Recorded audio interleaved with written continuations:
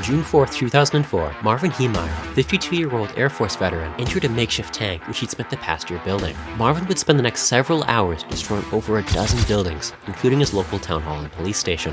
Marvin's rampage resulted in millions of dollars of damages, and the small town of Granby, Colorado would take years to recover from it. The thing is, Marv isn't some typical terrorist. In fact, he didn't even injure anyone in his multi-hour rampage. He was just some guy who liked to snowmobile and work at his muffler repair shop. Marvin was generally well-liked too, and most people would probably describe him as a reasonable man. But in Marvin's own words, sometimes reasonable men must do unreasonable things. Marvin Heemeyer would move to Colorado sometime in the mid-90s, a time period where the still small town of Granby was growing quite rapidly. Marvin would then purchase a 2-acre plot of land where he would build his muffler shop for $42,000 at auction. The land had previously belonged to the Dorcheffs, a wealthy and influential family who owned many businesses throughout Colorado.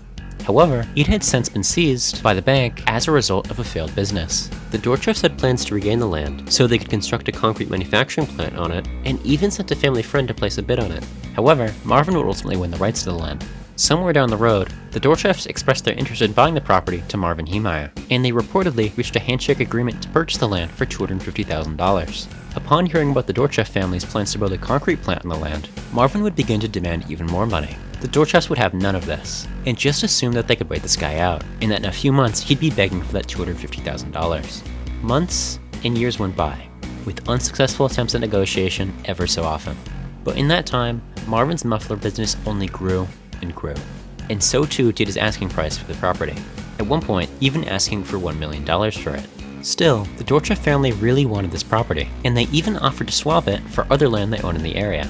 And for a second, it looked like there'd finally be a resolution to the conflict, with Marvin initially agreeing to the swap until again, like he did before, he would go back on his word and up the stakes by demanding the Dorcheffs also construct a building for him, which they would of course refuse. While this was going on, before they'd even acquired the land, the Dorcheffs tried to get Marvin's lot rezoned to be compatible with their concrete plant aspirations. This absolutely infuriated Marvin, and he began what would become an exhaustive legal battle, filing several lawsuits against both them and the greater town of Granby.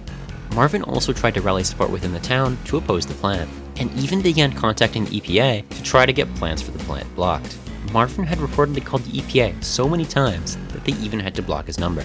In the meantime, the Dorcheffs began constructing a part of the concrete plant on a piece of land next to Marvin's. Marvin would protest this, claiming this construction cut off access to his business, but this is pretty blatantly false.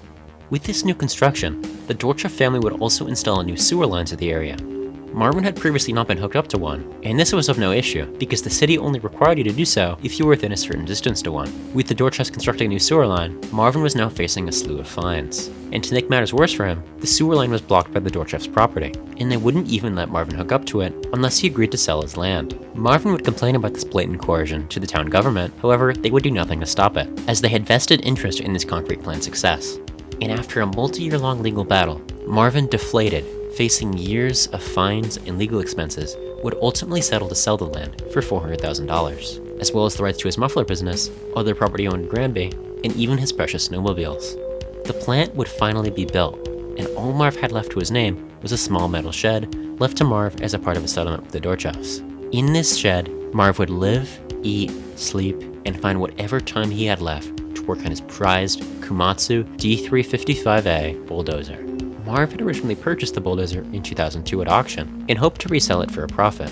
But as months went by, he couldn't find a buyer. Out of everything he tried to sell off to pay his legal fees, this dozer simply refused to leave him. This was all Marv had left: himself, his dozer, and a shed.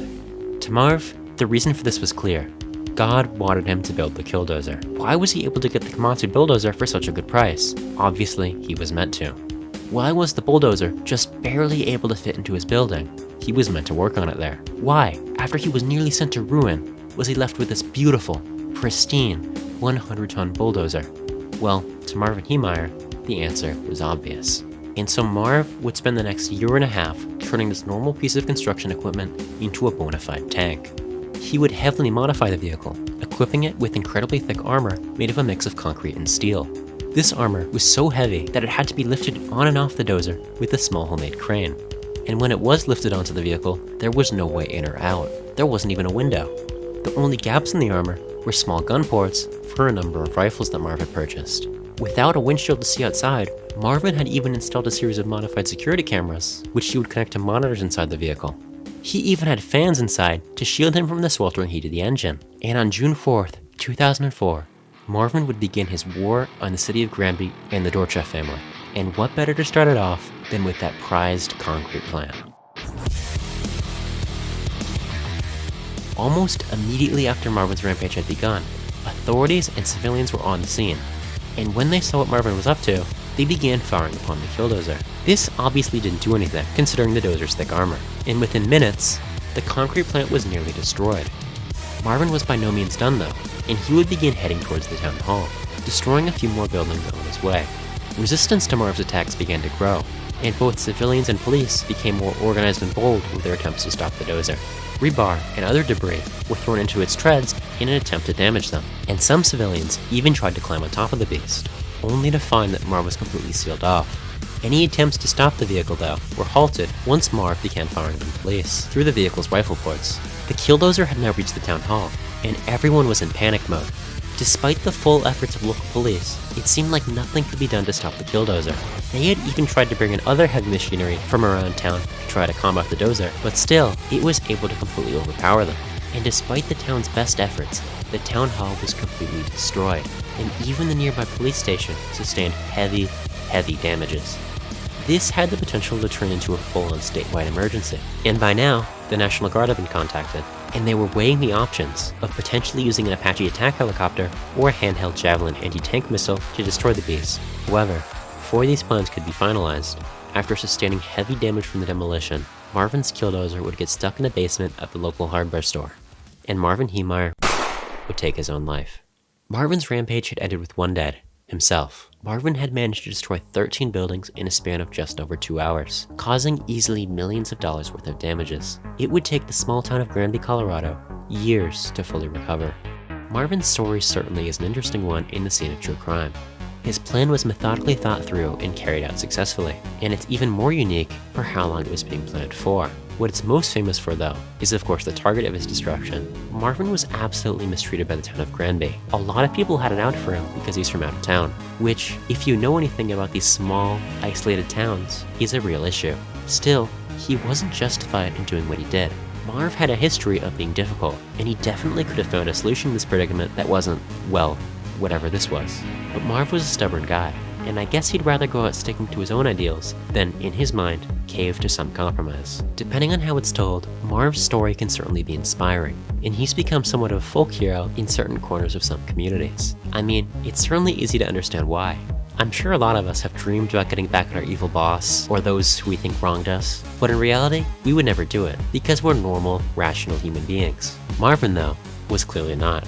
Although many close to Marv described him as a kind and likable person, we do know of a few examples of him exhibiting some rather erratic behavior. Like in 1992, when the town of Granby was considering legalizing gambling. Marv was incredibly abrasive in support of bringing gambling to the town, to the point in which many of his disagreements would turn into full-on shouting matches. Sometimes though, these disagreements wouldn't just stop at shouting matches, as Marv, at least at one point, threatened a man's life over a dispute about a muffler repair. Marv certainly wasn't the reasonable man he and many others today imagine him as. It can be liberating to imagine the whole world is out to get you, and that you're the hero of some divine story. But this world is a lot more complex than that, and Marv's story is not so simple.